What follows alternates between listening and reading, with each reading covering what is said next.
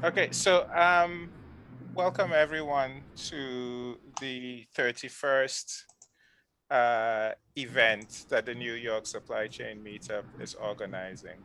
It's surprising to think that we've gotten all the way to having 31 events, because I remember when we started in November 2017, people thought it was a bad idea and no one would show up for the very first event. But the goal of the community has remained the same. It's grassroots driven. um, there isn't a huge corporation behind us that's asking us to do this. We're a community of people who really love the topics of supply chain, of innovation and technology, and the primary goal is to try to close the gap that exists between people who are trying to build new technologies and new innovations um, that improve supply chains all over the world, and people who have industry experience and who are looking to buy these new innovations and these new technologies, right? So on the one hand, you have the builders, as we call them, and on the other hand, you have the buyers. And the goal is, um, please mute your microphone if you aren't speaking. Um, so the goal is to close the knowledge gap, or the information gap between these two groups of people. And we've been doing this since 2017. It started as a crazy idea that I had when I was at my desk one morning, and now we are more than 4,000 members in different parts of the world. Originally started as something that we would only do in New York, but soon after we started, people in other places said, hey, this sounds like a good idea, and we would like to try to build our own. Reminder to all uh, about managing aggressive drivers. Could you mute your mic if you're not speaking, Stephen, I think. So people in other places said, hey, this sounds like a good idea. We'd love to try to create a similar community where we live.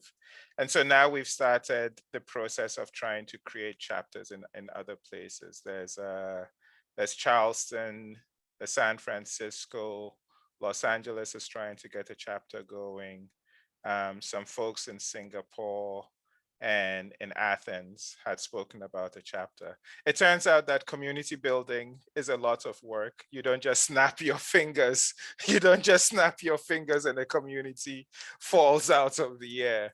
And so we're growing slowly. But 4,000 plus members, as I said, on Meetup across the different chapters. In December, we started an experiment on Clubhouse to see what would happen, because obviously the pandemic was still going on and in its throes then. On Clubhouse, the last time I checked, our club has 7,000 members. So if you combine the two, that's close to 12,000. We're approaching 12,000 members.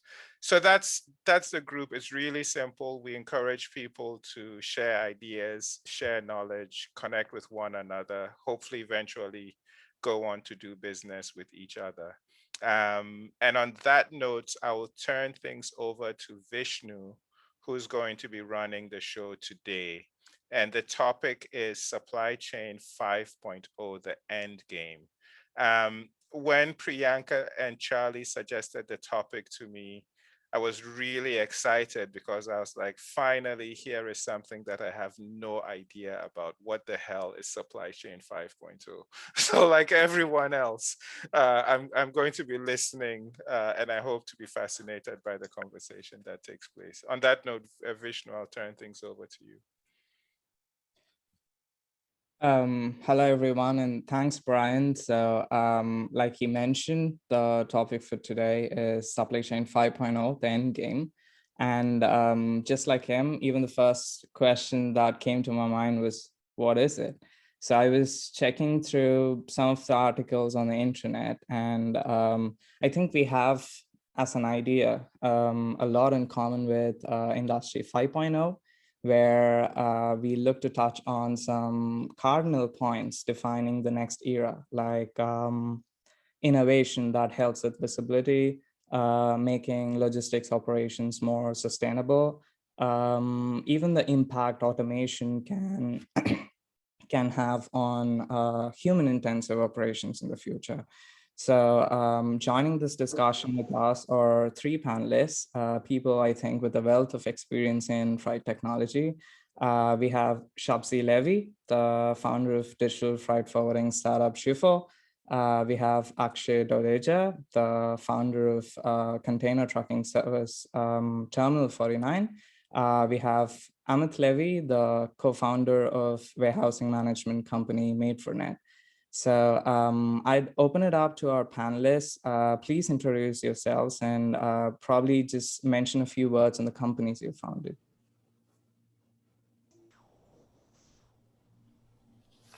Sure, I'll go ahead and start. Hi, folks. My name is Amit Levy. I'm based in New Jersey.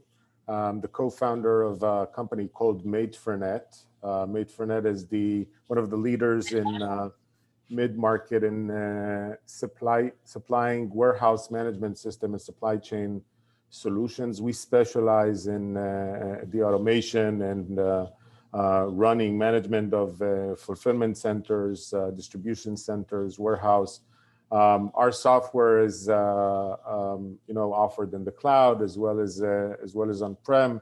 Considered as one of the leaders in this industry. We're a global company, and very happy to be part of this discussion today. I'll be talking more about automation and visibility in the warehouse. All right, I guess I'll go from here. Hi, I'm Shabsie. We're based out in New York, in an area called Airmont, New York, Rockland County. I've been in the industry for quite an amount of time, and I think it's a very exciting time now in the industry, especially to all the innovation and all the companies coming into the space to innovate. My prior experience was a leading role in a large freight forwarding company. And that's where I realized the amount of innovation that our industry is lagging behind compared to other industries that have far exceeded into today's day and age. And there's so many things that we're able to solve just with technology by bringing in technology. However, in our industry, it's an even more so difficult challenge because getting all those industry standard softwares that have been around for years and replacing those is not an easy task. And Shifl was founded 2.5 years ago, and we basically started from the ground up, just building software and constantly thinking of how do we see this industry being in 2 years from now and 5 years from now, and how can we be ahead of the game and innovate and bring our customers the solution quicker. And essentially, in the 2.5 years we built, we have a team around the world. Our function is something we facilitate shipments from around the world. We currently have offices in China, India, Vietnam, Philippines, US, Malaysia, and we're growing. And we have a team of programmers constantly developing very futuristic software from the ground up. And every day we think, how can we progress this industry, and how can we automate and improve our customers' experiences? Awesome. Hi, everybody. My name is Akshay Dodeja. I'm the CEO and co-founder at Terminal 49. Happy to be here. I'm from Berkeley, California personally, but our team is distributed around the world, just like the business we're in. So we are in the business of providing ocean freight visibility data to all types of parties in the supply chain ecosystem. So cargo owners, freight forwarders, customs brokers. Shifl is a partner of ours. We provide them data to give them operational visibility and forecasting visibility to their customers. Just a brief background on the company. So and myself, I'm a product engineer slash designer. This is my third startup. You know, I'm new to the supply chain space, but now I feel like I've been around it for a long time. We started the company about 5 years ago. Started building software for trucking companies. Walked into the under the 80 overpass. Started talking to truckers and found a pain point. You know, even today they're moving paper, get a bill of lading, pass it on to a billing department to you know, collect an invoice. And we found that a fascinating problem to automate. Workflow management. Turns out selling software to trucking companies is not a good business. So we then became a trucking service ourselves, and we still operate that. So we move containers for a variety of different parties in the Bay Area. But the key differentiator for us in a typical trucking service would have been our software. We provide, hey, what's happening with your container? Is it on the ship? Is it arrived at the terminal? Are there any holes? Are there any fees? You know, agnostic of which carrier, which terminal it's coming at.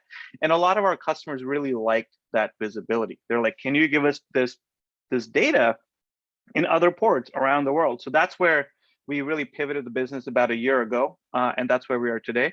And we provide container tracking. So you take a bill of lading number or a booking number and you give it to us, and we give you all of the data around the manifest, you know, where it's coming from, where it's going, standardized, cleaned up data from different carriers. And we are also connected to all of the terminals within the United States and Canada. So we basically take a bill of lading and build a pretty picture of the container's journey and give it to our customers through our dashboard. You know, so they get operational visibility around what's happening with all their containers. And we also give it via our API. So companies like Shifl or Next Trucking, you know, a customs broker can use that and integrate that into their TMS or custom software or ERP and provide that data in real time to their customers as well as their internal operating teams. Great. Let's dive right into the topic. So while I was reading about the topic, I got to check a nice brochure, which is put out by the European Union on what Industry 5.0 was and the ways they were looking at to, you know, impact the environment, the logistics environment here in Europe. So we've borrowed a few ideas from them, and I was looking to open the discussion with the topic of collaboration between stakeholders.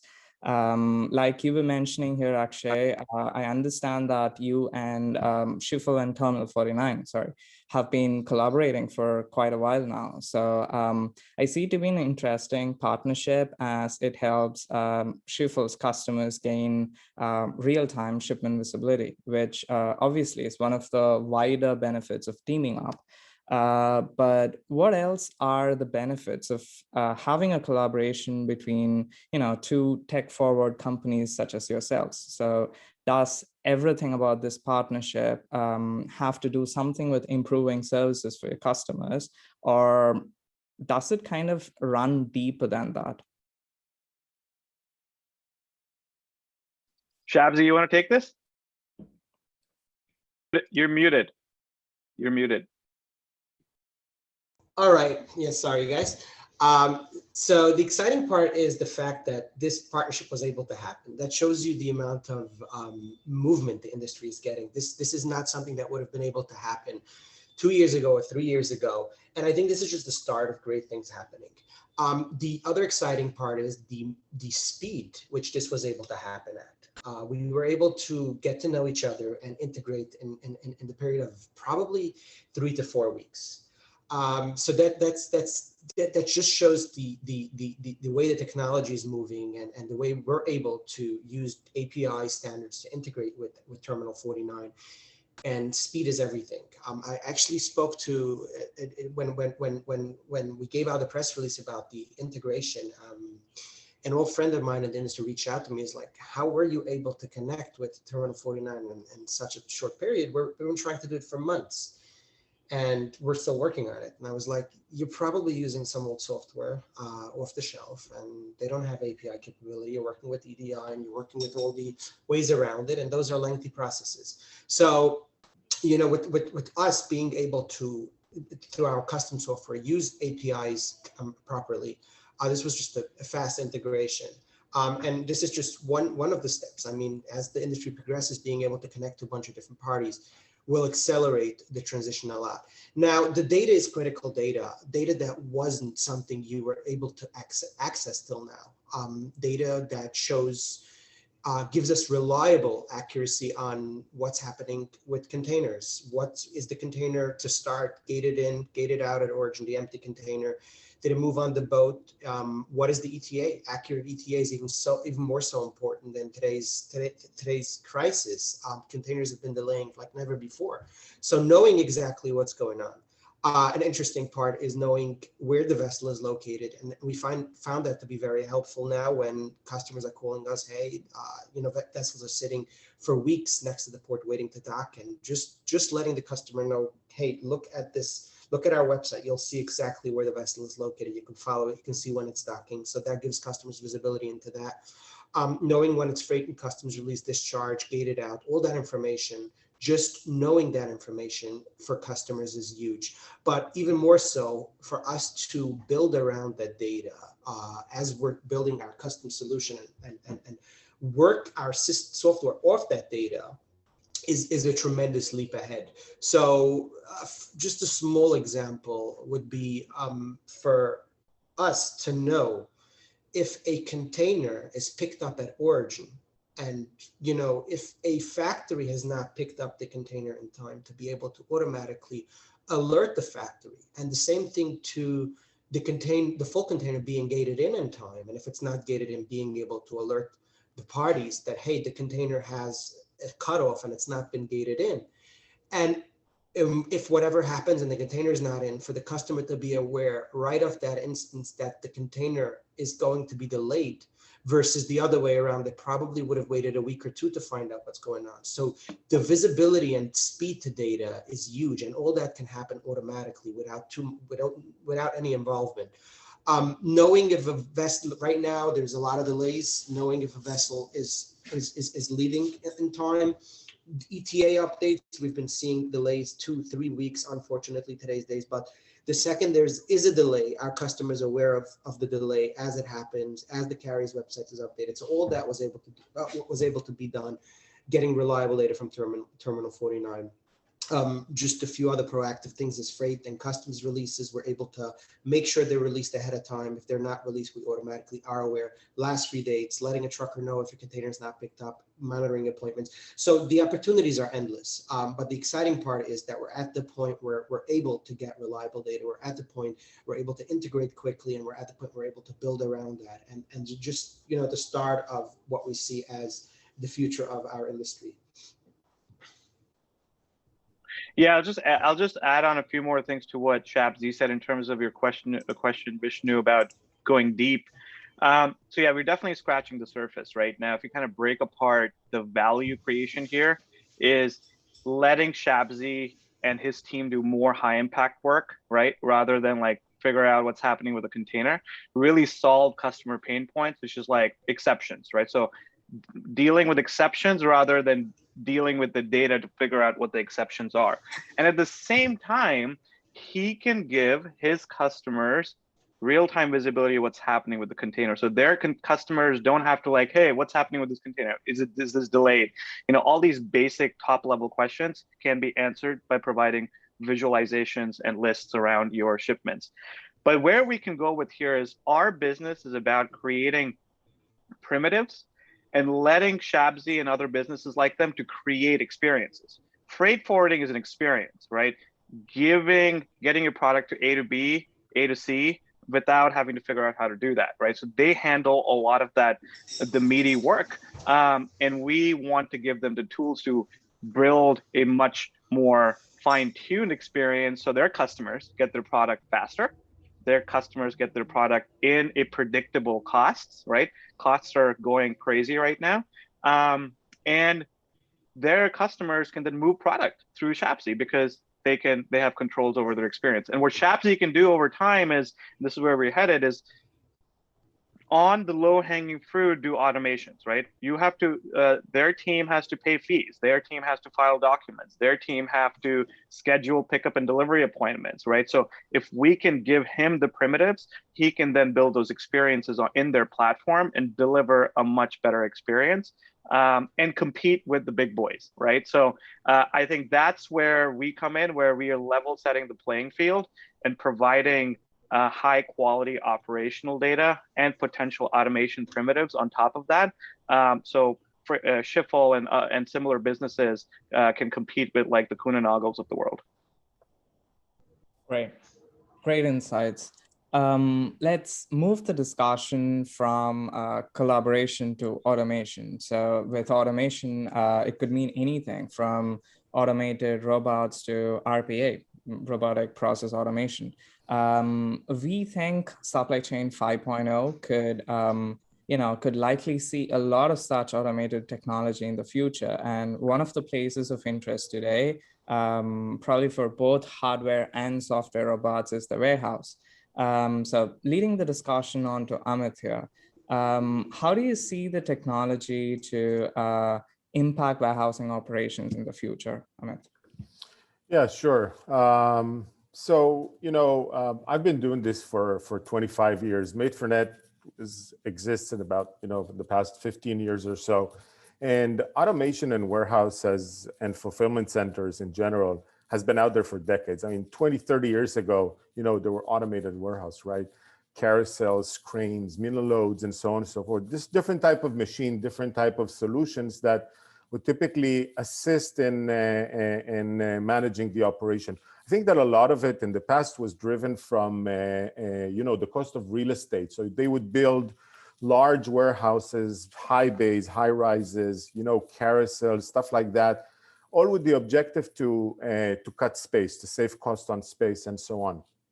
And the concept in the past was always driven by what's called the goods to person. So those machines would bring the product, the inventory, to the person that's working in the warehouse in a way that they can pick it, pack it, and so on, and take it from there. So that's a concept that's called the goods to person.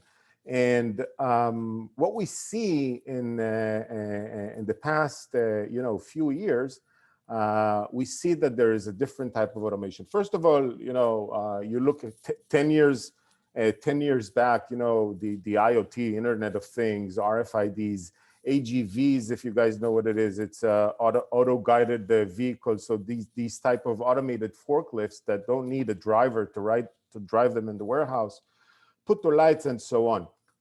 In the past 4 years, I would say, there's a huge surge to what I would call a cobots, collaboration between humans and robots.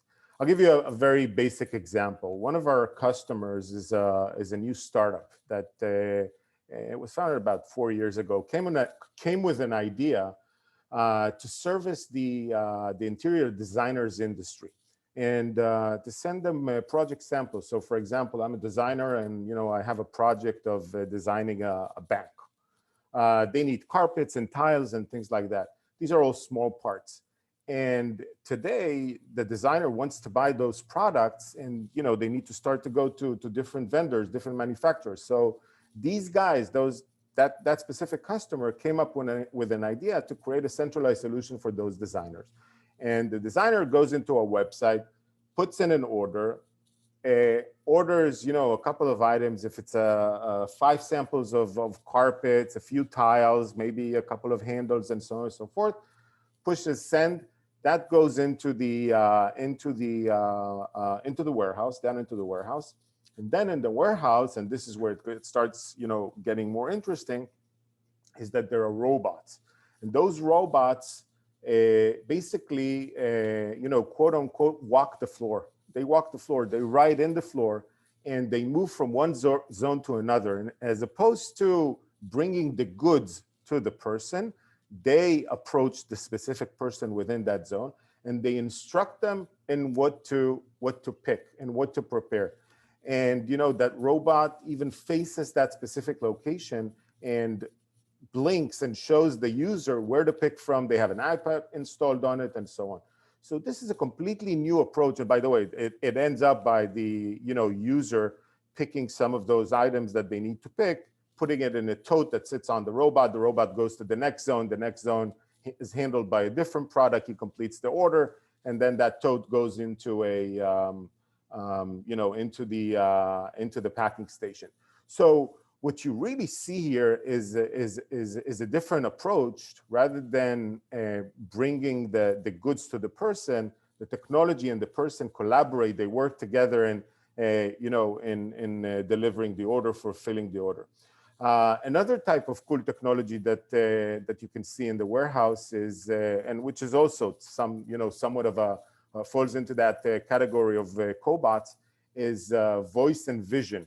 So, and some of that has been there for a long time, but it advances, it goes even further. Voice solutions. You look in a warehouse. Instead of picking with papers or picking with RF terminals that those are just small computers, handheld computers that gives you the instructions, people start working with voice, right? So voice picking, voice put away, it's all voice driven. So the system, the warehouse management system, by the way, orchestrates all these technologies, all these tools, and it could be a mix, could be a hybrid, doesn't have to be either or. And that voice solution, basically what it does, it directs the person to, what to pick, where to go, what to pick. The same applies on vision. Smart glasses. Think about smart glasses that go, that they wear it on their face, and they see all the instructions instead of looking at a mobile terminal. They see all these instructions and what to pick and where to pick it from and so on. All on that those small glasses that drive that person in the warehouse. Now, at the end of the day, guys, it all goes down to doing work more accurately, faster, hands-free. Especially now, when you look at our recent experience with the new this pandemic with COVID. Our life has changed, and a lot of the fulfillment is now driven by e-com. People have learned that you can order online and it'll be there, right? So our job as supply chain experts and solutions providers is to make it faster, right? So Shabsie and Akshay were talking about making it faster, more efficient on the transportation side. We're talking about making it efficient on the warehouse side and just driving those operations to run faster, more accurately. At the end of the day, supply chain execution, which is the mix of the three of us, it's all bringing about the product from from the vendor to the actual consumer. So hope that makes sense. Great. As an extension to this discussion, Amit, we've discussed a lot about technology in warehousing, but do you see these robots to replace humans on the warehousing floor in the future? Or do you see some kind of an association where both robots and humans work in tandem? I'm asking this because I see two different ideas being floated around. One is the idea of creating dark warehouses where hundreds of robots run the show, and the other where robots work alongside human workers. Because even till today, I think human workers, minimum wage human workers, are going to be much cheaper and a lot more efficient in in working on different aspects or different functions within a warehouse. Much cheaper compared to a specialized robot. So which direction do you see the industry to be moving towards in the near future? So first of all, just to talk about the costs, you mentioned the cost of the robots, cost of the labor, the people. The main challenge with people in our industry is that there's competition, right? So if I work in a warehouse today of company ABC, and next to our facility there's an Amazon DC, and they offer $2-3 an hour higher wage, then I'll probably go there. That doesn't apply to the robots. And as a matter of fact, when you look at the robots today, the concept of most of the solution providers in this robotic industry is going through a monthly fee. So they're talking about subscriptions, and you pay X amount of dollars per month, whatever that number is, And when you look at the, at the end of the day, it's cheaper than labor. You don't have to have benefits. You don't have to give them lunch. You don't have to do a lot of things that you have to do to the labor. Now, is it completely replacing the labor? Probably not. As I said, I've been in this industry for quite a long time. I have a lot of vision of how those warehouses would work in the future.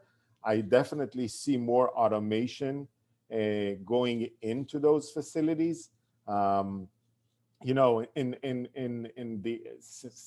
the area of more AGVs, automatic guided vehicles, a mix of IoT.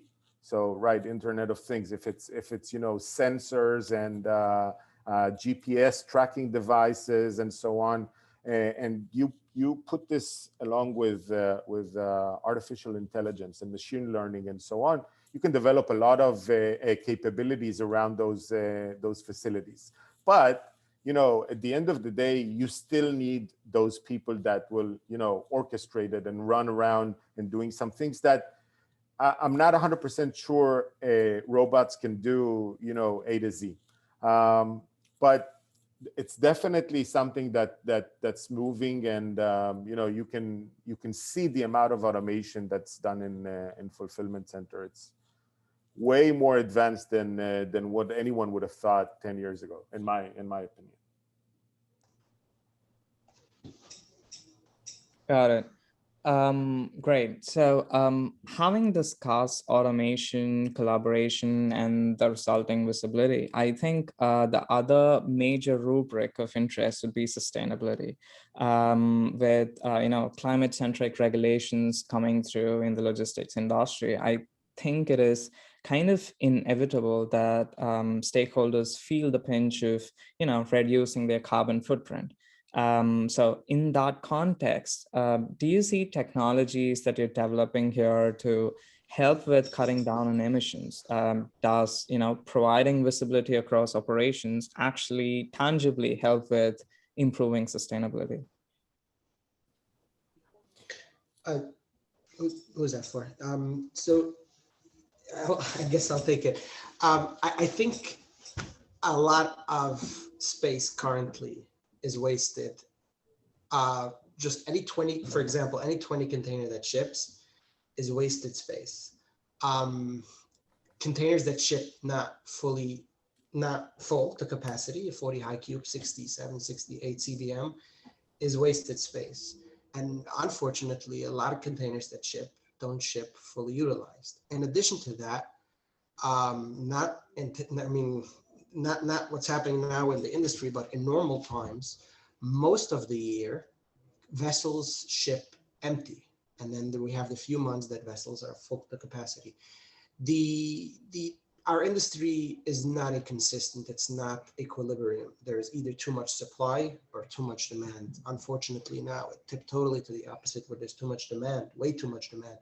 But it's not always going to stay like that. There's a lot of boats being bought now by a lot of carriers are stocking up with new vessels, and the ports are increasing capacity. And I expect the opposite to happen sooner than later, where there's again too much supply, too little demand. Other than the infrastructure, a lot of it, if not all of it, is solvable by technology, and that equals to it being much more sustainable. Getting 20s out of rotation, for example, where everything ships 40 high cubes full capacity, and boats shipping at full capacity, is only something that can be resolved with technology. And the way to do that is by having everybody have visibility and be able to be proactive. For example, if companies can book in advance and carriers can know what's coming up, and by doing the correct technology, combine goods properly, you can eliminate a lot of the footprint and unnecessary movement, and also resolve a lot of the supply issues. So, for example, everybody now, there's no planning currently in the industry. Companies produce product, and when they're ready, everybody just tries to put them on a boat, and everybody just at the same time, everything is ready, and every slot of the vessel has a demand of 10 containers for that same slot. But not everything is product that needs to come in right now. Unfortunately, when everybody just doesn't plan, everything ends up coming in at the same time. But if there's proper planning and there's proper utilization of space, a lot of, for example, the high density cargo like furniture can come in off season and fill up that gap. And in turn, maybe a lot of the vessels will be full. But I think the basic shift that has to happen, and similar to the travel industry, is companies that book in advance don't get hit by sudden increases. They have the advantage of knowing the rates ahead of time. And as you know, we move into the peak season, rates go up for that slot. But currently, it's totally the opposite. A company is going to book ahead of time. They're going to be hit by, let's say you book in February for May, you're going to be hit by 5 GRIs along the way. So what's the point of booking ahead of time? And it works very well for the carriers from a profit perspective, but it totally throws the entire industry off. There needs to be an advantage, and it needs to be a pro for a company to book ahead of time and know and book off season. You know, if you can establish, similar to the airline industry, where if you're booking in the busy season, it's going to be expensive, but if you're booking in the quiet season, it's going to be cheap, and you're not going to be affected. Now companies can plan their slots and plan their production according to that. So I think a lot of that turns into much more sustainable future. If I might jump in, because I think there's a related question in the chat from my co-founder, Lisa. And she says, what are the biggest trends that are resulting from the current global trade issues? Localization, larger volumes or more, smaller shipments, buying up allocation in ocean and air just to hold it. I guess the panelists can decide who wants to tackle that one.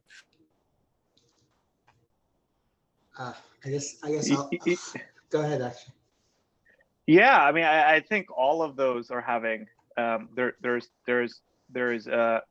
you know, all of those things that were mentioned in the comment around the volumes going up, right? What does that mean for folks? And you know, we've had the China issue for a while, where China has been the sole distributor, or factories within China has been a sole distributor for many different commodities and verticals. And you know, we've definitely heard across the board in the news, but also personally speaking, we know that our customers, cargo owners, are diversifying, right? When I say diversifying not just vendors, supply chain vendors or freight forwarders, but they're also diversifying on distributors that they work with. So a bike importer who might just have been importing bikes from China is also importing them from Vietnam and Malaysia. So we've seen that kind of at a, you know, a small sample size for me, but I think there's a trend that's happening that folks are diversifying and folks are holding more inventory. I think the demand is at a peak right now. We are in post holiday season peak from the 2019 in terms of volumes, at least on the ocean side, and definitely on the air side. I'm sure Shabsie can speak more to that. Where I think one of the interesting trends that's happened from where I sit, from a service provider, is there's a lot of buying appetite, right? Because the costs have fundamentally gone up for supply chain services. From a buyers looking to find ways to optimize their supply chain. When your cargo cost, ocean freight cost 5x's in a year, you're going to look for any kind of any opportunity to save money, whether it's on demurrage or per diem or transportation costs. And so I think it's a great time to be a service provider from a software perspective, as well as leveling up as a freight forwarder and differentiating yourself. So I think that's a big trend. We've definitely seen adoption for our software has kind of gone skyrocketed over the last nine months. We've gone from an outbound sales model to just trying to keep the lights on with the inbound model. But I think, like, to answer Vishnu's question a little bit around sustainability can mean a lot of things, right? It means, like, okay, you want to reduce carbon emissions. We look at sustainability from a climate perspective, but also sustainability can be looked at from the lens of, what Amit was saying is, like, automation is going to happen. It's going to displace the labor markets, right? And so what can we do as businesses to level up people in the workspace, right? If people are going to can do more high impact work, maybe we can move them from like a blue collar to white collar, workload. So I think vocational training, right? Like training drivers to maybe do more higher order jobs. And so I think there's a lot of human potential, and that potential can be used for different kinds of work that I think has a net return on efficiency, which has, again, an improvement on a different vector of sustainability, which is, let's say, emissions, right? So, and in terms of human attention, if people are paying attention and on things that a machine, software, or a robot can do, then that creates less stress. And I think from one of the reasons that I came into this space was one simple reason, which is people don't have good tools. The direct people, a freight forwarder or a custom broker, or the supporting network, which is like dispatchers or drivers, they don't have good tools, and they don't necessarily enjoy a lot of the work that they're doing. So if we can provide good tools, then people will like the work that they're doing maybe a little bit more. And that small improvement in the quality of your day can have a lot of, I think that's like sustainability, can have a lot of impact on people, and at the side effect impact on the entire ecosystem of moving cargo more efficiently. So I look at it from a few different lenses. Obviously, we're a small company. We're not going to start a school yet, but I see if we are successful, and there's obviously going to be cargo is going to be moving on autonomous trucks, at least for portion of the journey, then those drivers are going to get displaced, and they're going to need a better place to go. And we're hopefully in the place to create that. And one last thing I'll say on that is, I believe a lot in carbon removal, right? Carbon removal technology. So of course, we're not like a company that can do anything on that, or at least today. But we are contributing, let's say, our revenues, 1% of our revenues, to carbon removal technologies through the Stripe Climate Initiative. And I think that is going to be, it's early days in that space. But given the issues we're having with climate issues, I think there are dozens, if not hundreds, of startups that are working on technologies that are going to remove carbon from our atmosphere, and we're investing towards those initiatives. Yeah, let me add some color to this too. I think this was Akshay, this was a great point of view, and I 100% agree with everything you said. But let me add some color to that in the sense of, technology. We're all dealing with technology in supply chain, right? And at the end of the day, it's all about saving money for those distributor, manufacturers, shippers, and so on. And part of that saving money is in fuel, in electricity, power, which obviously contributes to our sustainability. And each of the three of us, whatever we do, we contribute to that with our solutions, because we help those supply chain professionals to save money. That's a very, very major key element in every operation. You're looking to cut your cost, and you're looking to cut the cost of fuels, for example. Part of what we do is we optimize trucks in local distribution. So, the less travel time you have, the less fuel you have to burn. Another aspect of sustainability, as Akshay said, was, again, going back to labor and the efficiency of those people and what they do. So I certainly think that technology will continue to drive sustainability in our world, and make it greener. By the way, there's I don't know if any of the attendees on this session is aware of that, but there is a green supply chain award every year that talks about technology service providers and how they help sustainability and making the world greener and better. So I encourage you to go in there and take a look at that.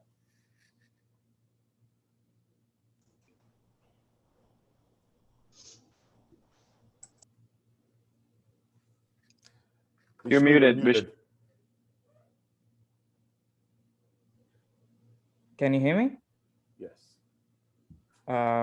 Just give me a second. I can't see the questions. There were a Yes. couple of questions coming in.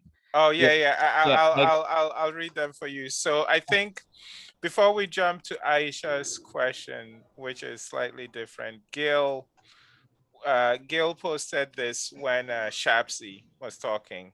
Shabsie, you talked about, holding stock. So for example, furniture isn't like mission critical, not urgent. Maybe that can be held, delayed a little bit and so on.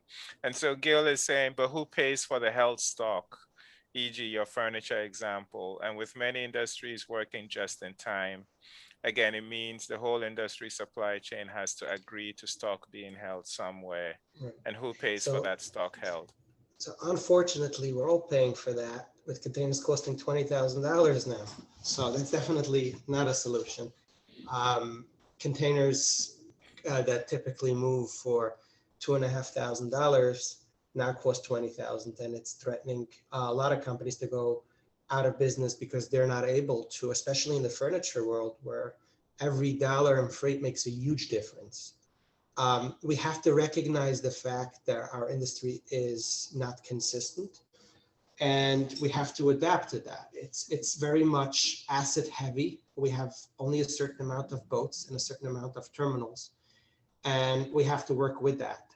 The current standards incentivize this, what's going on now, because there is virtually no incentives for a company to bring in off-season up to now. I mean, the companies were just producing just-in-time product. So starting with not everything is seasonal, aligning that with being able to book a slot ahead of time and incentivize companies to work their production around that versus just producing cargo when they need it and then hoping they'll get a spot on the boat, which is essentially what's happening now.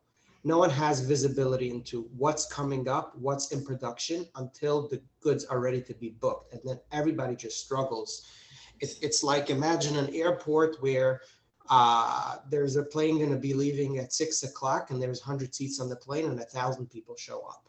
That's what's happening right now. No one knows who's going to be shipping at what time. So what I'm saying is we have to have a system that incentivizes companies to build their production around capacity and be able to book slots ahead of time that are not going to be subject to increases.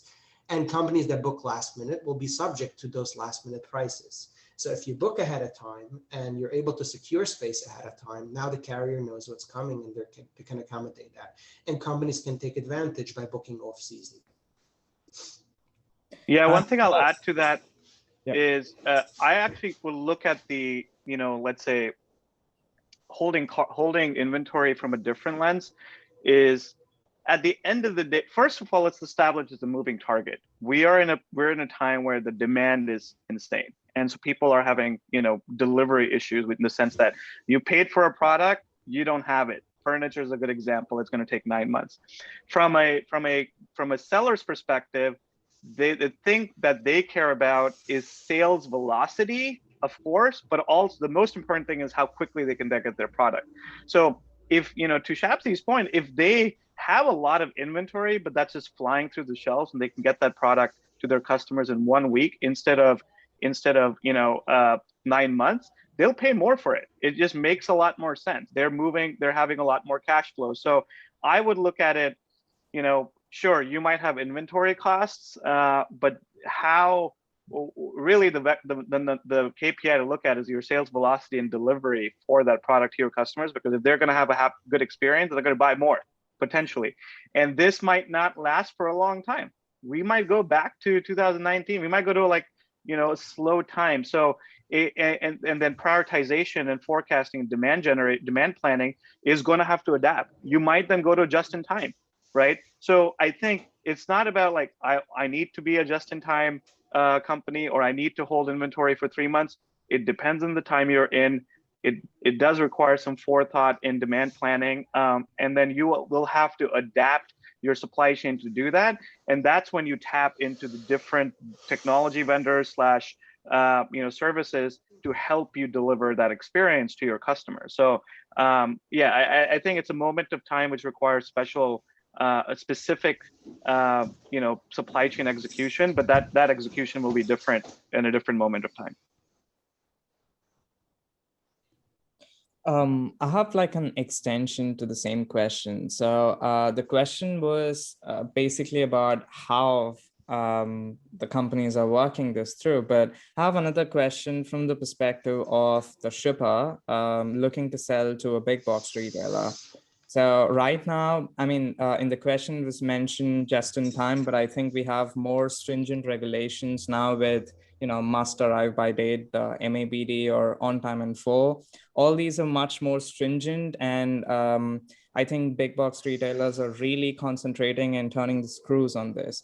So when the situation is so and so, where you're spending so much on freight, getting freight capacity, and there's a lot of delays, even if you have visibility, you know that your stuff is getting delayed.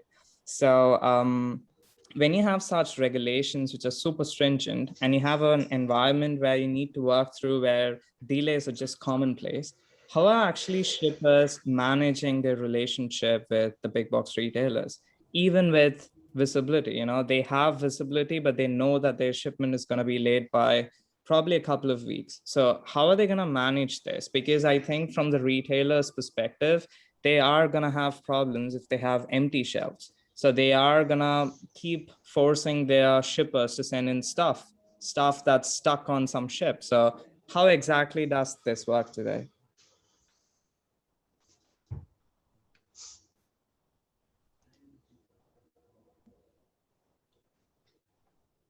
Yeah, I don't have much insight over there. But I think the simple answer from my perspective over there would be is like, if you're let's say taking the furniture company as an example, and you are, you have a demand for a specific type of rocking chair, and you have distributor A to you that's taking a long time, then they're going to start finding a different distributor for the same product, and whoever's going to get that product to them faster is going to win, right?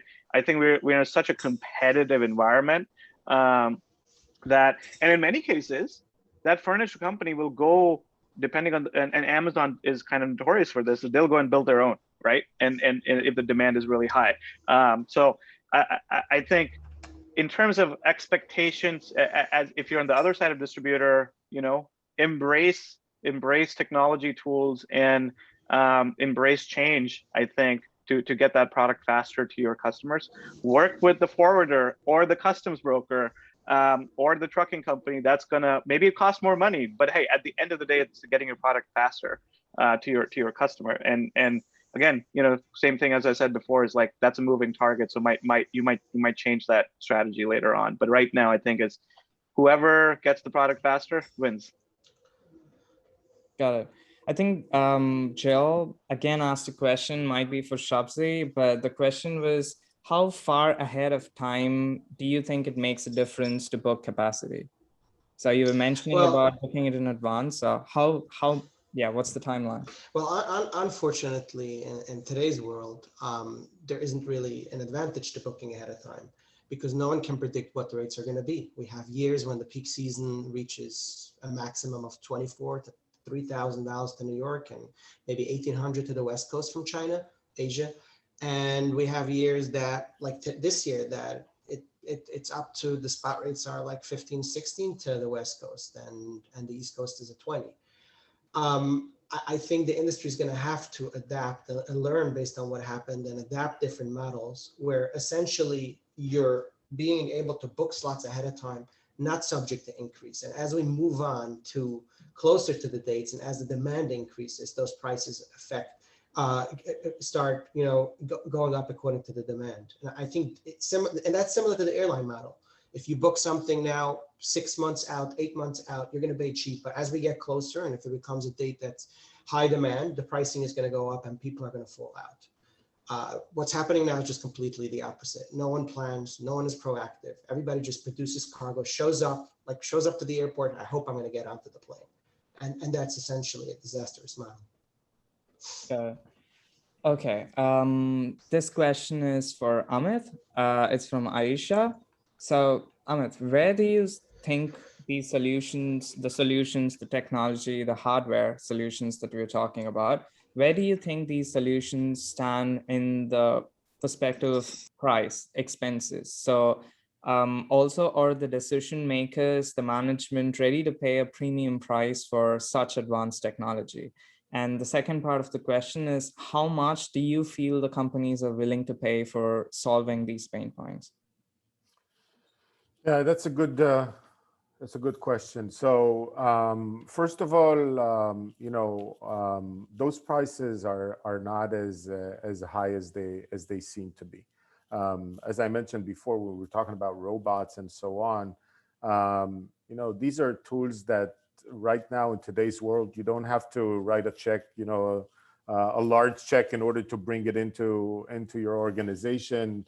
The software technology world is going into a subscription model, right? Everybody is doing a subscription and, paying monthly fees, and the same applies to those automatic technologies that are implemented not only in the warehouse but in many industries. Those costs we see today are relatively not as expensive as we thought. I mean, we're talking about a few $1,000s per month, which is not much more expensive than labor. And they don't get tired, and they don't complain, and they have a very clear productivity. So does it make sense? Yeah. At the end of the day, it goes down to the bottom line, and your productivity and efficiency and your service level as an organization to fulfill the merchandise to your end customers pays off. What was the other part of the question? The second part was about how much do you feel the companies are willing to pay for solving these pain points, like a rough estimate? Yeah. So, some customers don't even know that they have a pain. And you need those technologies service providers. Like, I think that applies to the three of us, right? To Akshay, to Shabsie and myself. That's part of our job, to show the customers that there is a pain point and they can save money. So at the end of the day, it's about the ROI, right? What's the return on investment of these technologies that allows us to say, well, it's affordable.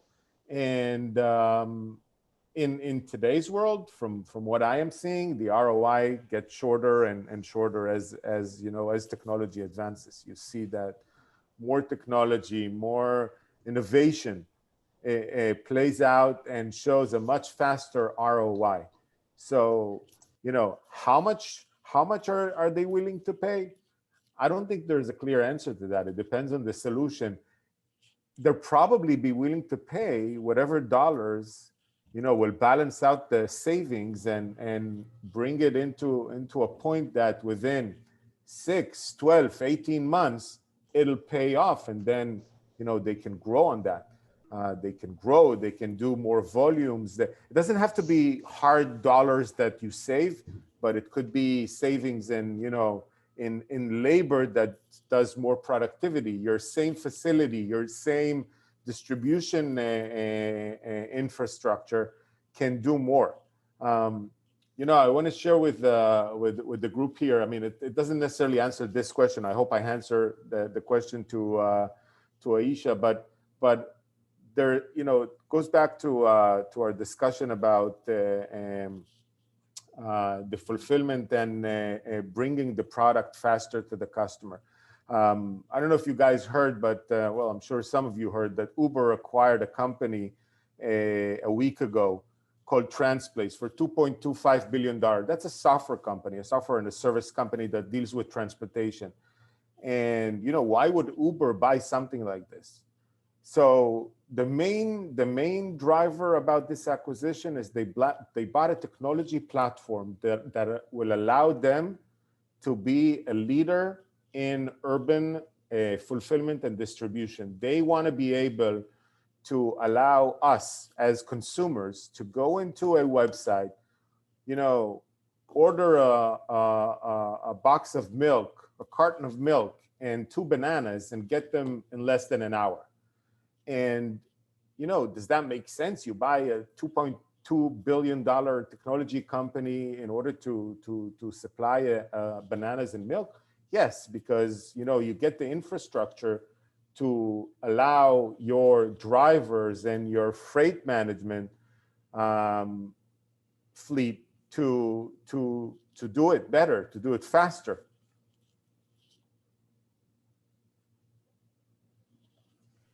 Yeah, I think one and just what I'll add to what Amit's saying about, how do you figure out if you never had a budget for a software and suddenly, they're marketing to you, or suddenly you see multiple vendors that are trying to sell that, container tracking is a good example. Or it's as simple as like I use like a drawing tool. There's a bunch of them out there, right? Like make a flow chart or like build a bunch of images. Now it's like pay $15 a month per person, right? So it's like, okay, that adds up. I have team of 10 people. I'm now spending like thousands of dollars a year. And I can just say, I can draw a diagram, take a photo and send it to people, right? So ultimately I can do a lot of those things. And, I have the skills and ability to do it. Does it make sense for me to invest time and do it? Of course, like find the paper, find the pen, draw it, take the photo, upload it. All of these steps requires my attention, right? And so you look at higher investments, I would think about it the same way. Just because you don't have a budget today, think about what is your value of time that you're really good at. Maybe I'm not a best drawer. And so I'm like, fine, I'll spend a little bit more money to get the answer to my team faster, right? And a lot of these tooling that you've never paid for is about looking at it wide and deep and like, what is your calendar and where are you spending time? And like, does it make sense to increase the velocity of your overall business? You don't necessarily want to hire more people because the cost of hiring people is so high. Yeah. And then people leave, especially if they're in lower wage markets. So it's like, I think tooling is proven in other industries. We just look at marketing, we look at, developers or engineers, the tools that they buy, it's a no-brainer because then they can focus on like actually marketing or talking to customers. Engineers can focus on building the software rather than like trying to figure out how to get the code. And I think supply chain folks that have been doing things for 10, 20, 30 years, it's as I'm saying, it's our job to educate them, but it's also their job to read things and educate themselves. Because I think the people who do embrace technology, maybe it's a sticker shock in the beginning, but I will tell you, it will help your business if the tool is the right thing to do for your job.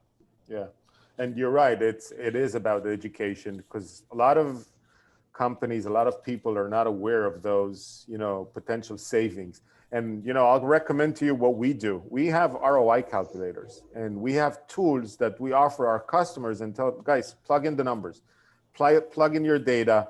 It'll show you how fast it can, you can have the return on investment. So, how many shipments you have, how many people you have, how many, cubic feet do you transport a year and so on, like things like that would definitely show them. In our space, it's about, how much space, how many picks do you do, how many people work in the warehouse, how many hours do you, and you save in labor, you save in time, you save in electricity, you save in paperwork. How much money is spent in just moving paperwork around those operations and printing the paper and manually entering the data into the system and labels and there's so much potential savings in this industry. People are just, they don't think about these. You as a supply chain manager or operator, you come in, you do your job, and you go home. If you spend some time in thinking, where can I have some savings, and how can I make this cheaper and more efficient? And again, keep in mind, we keep it because we think about this sustainability. You save power, you save fuel. They don't always see that. Some do. You see, I think that the companies that do see that are the larger companies, could be public companies that they they have to keep up their stock, the value of their stock high. So they're always looking for opportunities to improve, and they invest in technologies. And when we're looking at the mid-market, and that's part of what we're doing, sometimes you have to educate them. So you have to feed them in that information and bring them to that conclusion that it makes sense. And to add to that, I think companies long-term that are hesitant to embrace technology, as it becomes more and more common, will have a hard time competing. I mean, right now, it doesn't look as important, when they have, let's say, 60 entry riders doing all the physical work. But when a new company comes in and is able to automate that, and now is able to offer shipments without having to charge them a customs fee because it's pretty much automated, now they're going to have a hard time competing with that. So being able to foresee how the industry is going to progress towards automation, embracing technology, is going to help those companies, come out ahead in the future.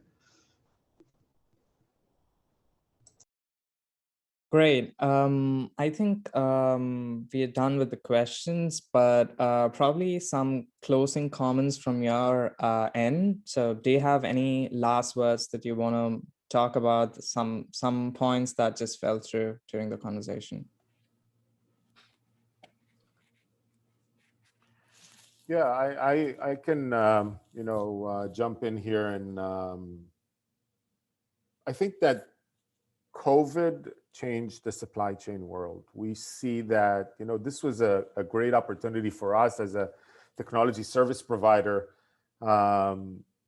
Realize how much potential there is out there for savings and offering our customers better solution. But I think that as supply chain professionals, you must be now, after this year, understand that the technology that's out there, if it's execution management, like what we do, and visibility, and planning and optimization, there are a lot of tools that can make everyone do a better job.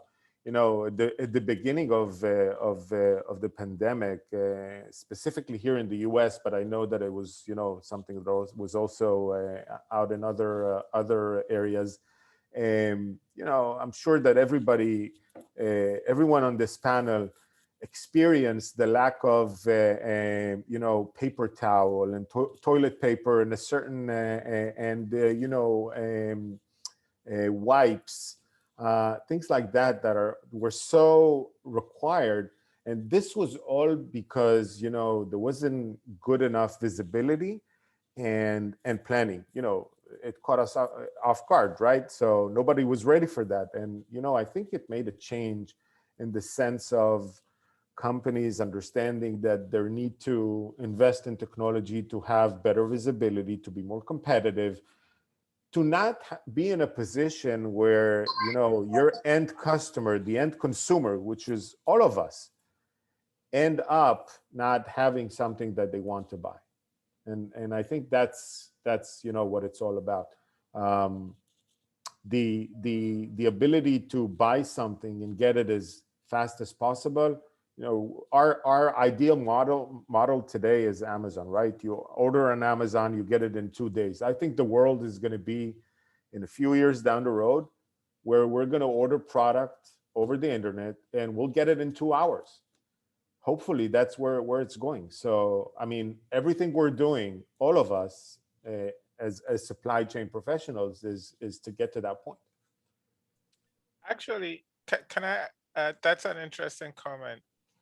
Amit, can I ask a question before we go to closing remarks from Akshay Sure. and Shabsie? But what does the world have to look like for us to place an order, whatever the product is, and receive it in 2 hours? Yeah, so it's a good question. I think it's not something that would apply on every industry, right, or in every product, but there are a lot of products that it could. The world, at least from a consumer standpoint, and where it specifically pertains to grocery products or any product that you can buy in a supermarket, which is we're talking about an average supermarket, like, we all live in the East Coast, right? So, take ShopRite or Stop and Shop, right? Just as an example, or Whole Foods. We're talking about approximately 40,000 items on the shelf in a supermarket that a consumer can buy. And to your question, what does it have to look like? Micro-fulfillment centers. This is where this industry is going. Micro-fulfillment centers are smaller warehouses, smaller distribution centers that are operated with a lot of technology, keeping small amount of products with a very large variety of items, and able to get an order, pick it fast, and then have those, either a customer would come and pick it up, or have those, what I shared before about Uber, that's part of their plan. You'd have drivers that would be able to deliver to you in a couple of hours. So the concept of micro-fulfillment center is already out there. I mean, there are grocery retailers, and I'm familiar with a few of them, that set up pilot facilities to support that vision, and it's going to get there. It's just a matter of time. And when the rest of the industry is going to see that the grocers have done it, they'll follow along. Yeah, and I'll double click on what Amit is talking about from another perspective. Absolutely, I think there's an Amazonification of user experience around like getting your product, Uber Eats of user experience. And then there's two other vectors that are also happening at the same time, which is the creator economy is exploding. And that's another thing that COVID has done, is like more and more creators, hey, I'm creating this digital product or physical product. How do I get to my customer, get to my end user? And so if I'm like making ceramics, biggest pain point is still like, how do I get it to maybe art galleries or like people who are buying it on Shopify, right? It's still a big problem. You have to figure out the supply chain of doing that. And so if you take a micro fulfillment center concept and like commodifying that experience of delivering that service, maybe you can get that ceramic product, from Berkeley to like Napa in 2 hours without actually having to do much work. And I think you'll see a little bit of what DoorDash and Uber Eats and a couple of these technologies will make those as primitives and tools that you and I could just type in and be the producers on one side. And I think Amazon will get into that. One more vector is, I think, localization. So I think creation of product is going to get more distributed instead of being on these big nodes of like China and Southeast Asia and like these, mass large companies only afford like large factories, where, hey, 3D printer technology is getting quite sophisticated. And so I think we're in the long-term horizon, maybe the 10, 20 years, we'll start seeing a lot of products you can make it in your garage, right? Or some guy has like a really fancy 3D printer, couple blocks down, who can make actual, a knife for you that's like custom for you. So I think not only distribution is going to get localized, I think creation of product is going to get localized, and then the creators, because these two vectors are also happening at the same time, distribution and creators, we'll see more and more businesses popping up. And I think that is the whole ecosystem where the size of supply chain and logistics can all have an order of magnitude increase in the overall GDP. And so I think like there's a future that I think I see and some of these folks on this panel see, and I think it's going to manifest itself in many ways. And I'll second that. I think we just graced the surface, and the exciting parts is yet to come. So what I'd love to see is more embracement from traditional players with technology. And I think we've seen a lot of movement over there where carriers are embracing technology and traditional software providers are embracing technology. So as those become more and more available and more integratable, I think a lot of creativity is going to be able to be brought here and progress the future.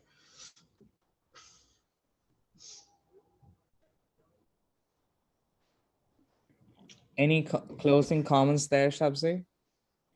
That's pretty much it. It was definitely a exciting conversation about that, and definitely, hopefully we've had some lessons learned from the COVID experience. It's not easy getting these phone calls from customers. Customers are really struggling with those high prices, and really some are just operating at a loss, and for some it's just a survival game. So what happened now should hopefully not repeat itself, and companies will be able to better plan and better be proactive. And that's an important part that we should learn from our experience the last year. Final words, Akshay? Yeah, I think I just want to actually double click on the education part again. Hey, look, we are still really early in adoption of supply chain technology and tools, whether there's physical or execution like Amit's company, or a software vendor like us, or a service vendor like Shabsie. And I think the only thing I'll say over there is, and hopefully I'll speak for everybody. Hopefully it's true, where we want to educate, we want to answer questions about our services that makes sense for your business, right? So I think you just don't hesitate in emailing an executive or a CEO or co-founder of that company, because that is what our job is, to tell you about if there's an alignment, what our service is, how can it add value to your business, how we've added value to other businesses that's similar to yours. So, a couple examples of that is like, we have a window molding customer that makes window moldings in California and Virginia, right? So, and they have a verticalized lumber manufacturer in Chile. They import product from them, and they have a just-in-time manufacturing in those two locations. So they have a really tight supply chain. They need to know which specific wood is coming into which location, what orders have been made, so they can make the product at the right time. And so our software is actually a really good example of like giving them visibility of the ETA, so they can like, hey, I have product A, when is the product coming? How much do I have in my inventory?